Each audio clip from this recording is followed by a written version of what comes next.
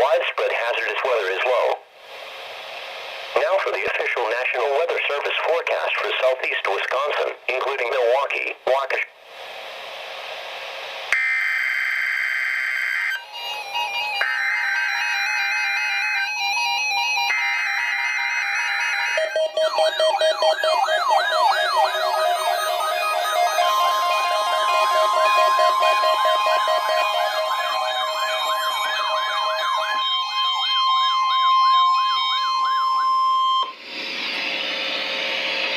This is a weekly test of the NOAA weather radio warning device. During potentially dangerous weather situations, specially built receivers are automatically activated to warn of the impending hazard. Tests of these receivers normally are conducted by the National Weather Service every weekday around noon. When there is a threat of or existing some new weather in the area on Wednesday, the test is postponed until the next good weather day.